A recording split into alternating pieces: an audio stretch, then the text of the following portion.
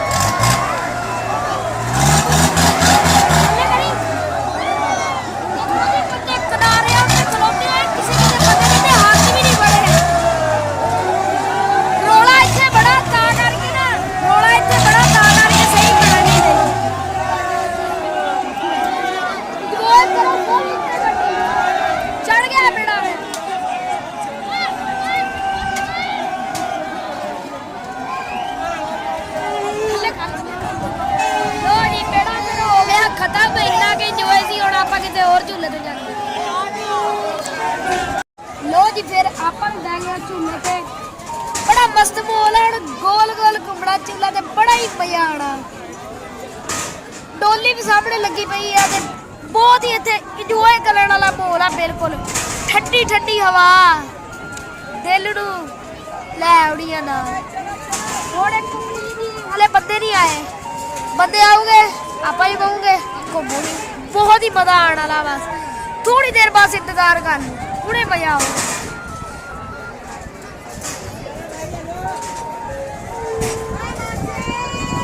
देखो जी डोली, देखो जी डोली माइया दी कबरोदियां।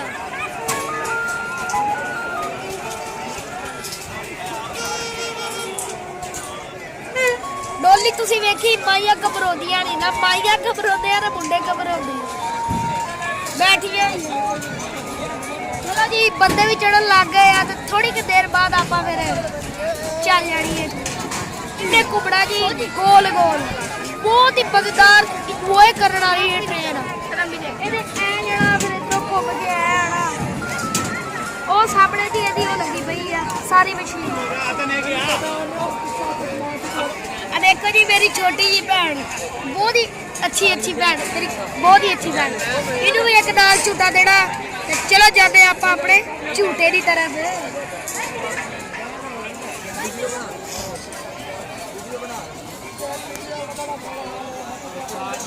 उन्हें रेल दी मुंडे ने इनू चल रहा जी। हुण अपनी ट्रेन चलनी ते बड़ा ही मजा आना। बस 2 मिनट चल पई लै अपनी ट्रेन।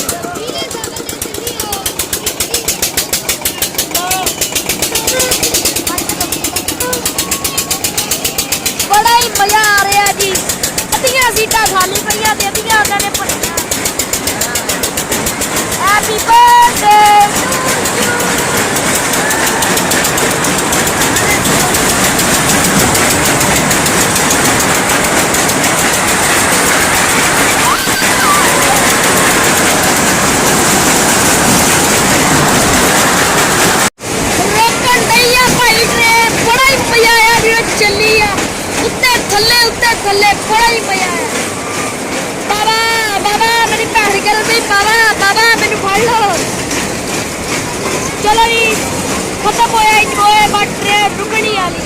ਹੋਲਾ ਮਹੱਲਾ ਜਿਹੜਾ ਤੇ ਲੋ ਜੀ ਆ ਗਿਆ ਜੀ ਮੇਲੇ 'ਚ ਜੀ ਲੜਾਈ ਹੋ ਗਈ ਆ ਤੇ ਇੱਕ ਦੂਜੇ ਨੂੰ ਉਹਨਾਂ ਨੇ ਬਹੁਤ ਮਾਰਿਆ, ਖੂਨ ਛੂਨ ਨਿਕਲ ਗਿਆ ਉਹਨਾਂ ਦਾ। ਇਹ ਬੁਰੀ ਗੱਲ ਆ ਨਾ। ਹੁਣ ਬੰਦੇ ਕਿੱਥੋਂ ਕਿੱਥੋਂ ਰੋਜ਼ੀ ਕਮਾਉਣ ਵਾਸਤੇ ਆਏ ਬੈਠੇ ਹੁੰਦੇ ਆ, ਜਦੋਂ ਲੜਾਈ ਕਰੋ ਫਿਰ ਉਹਨਾਂ ਦੀ ਰੋਜ਼ੀ ਰੋਟੀ ਵੀ ਜਾਂਦੀ, ਉਹਨਾਂ ਦੇ ਬੰਦ ਹੋ ਜਾਂਦੇ ਝੂਲੇ, ਫਿਰ ਉਹ ਮੰਗਣ ਹੋ ਜਾਂਦੇ। ਇਹ ਗੱਲ ਗਲਤ ਆ। ਖਾਸ ਕਰ ਇਹਦਾ ਉਸ ਟਾਈਮ ਜ਼ਿਆਦਾ ਖਿਆਲ ਰੱਖੋ। ਮਤਲਬ ਪਹਿਲੀ ਗੱਲ ਤੇ ਇਹ ਆ ਵੀ ਇਹਦਾ ਖਿਆਲ ਰੱਖੋ, ਬਹੁਤ ਜ਼ਿਆਦਾ ਖਿਆਲ ਰੱਖੋ। ਲੇਕਿਨ ਜਦੋਂ ਕੋਈ ਤਿਉਹਾਰ ਹੈ ਇਵੇਂ ਦੀ ਕੋਈ ਸ਼ੈ ਹੋਵੇ, ਬਹੁਤ ਜ਼ਿਆਦਾ ਖਾਸ ਖਿਆਲ ਰੱਖੋ ਵੀ ਇਹ ਕੰਮ ਨਾ ਹੋਵੇ। ਕੰਮ ਤੇ ਹੋਣੇ ਹੋ ਗਿਆ, ਇਹਨਾਂ ਲੋਕਾਂ ਨੂੰ ਕੌਣ ਸਮਝਾਵੇ? ਦੇਖਦੇ ਨਹੀਂ ਹੈਗੇ, ਹੁਣ ਮਾਰ ਪਟਾਈ ਸ਼ੁਰੂ ਕਰ ਦਿੰਦੇ ਆ। ਉਵੇਂ ਹੀ ਹੋਇਆ ਜੀ, ਬਹੁਤ ਮਾਰਿਆ ਇੱਕ ਦੂਜੇ ਨੂੰ ਉਹਨਾਂ ਨੇ, ਤੇ ਕਾਫੀ ਬੰਦੇ ਉਹਨਾਂ ਦੇ ਪਿੱਛੇ ਵੀ ਉਧਰ ਪਰਲੇ ਪਾਸੇ ਗਏ ਆ। ਲੇਕਿਨ ਪਤਾ ਹਾਲੇ ਤੱਕ ਕਿਸੇ ਨੂੰ ਕੋਈ ਮਾਲੂਮਾਤ ਨਹੀਂ ਹੈਗੀ ਵੀ ਉਹ ਗਏ ਕਿੱਥੇ ਆ ਤੇ ਕਿੱਥੇ ਨਹੀਂ। ਬਹੁਤ ਇਹ ਨਹੀਂ ਅੱਛੀ ਚੀਜ਼ ਹੈਗੀ।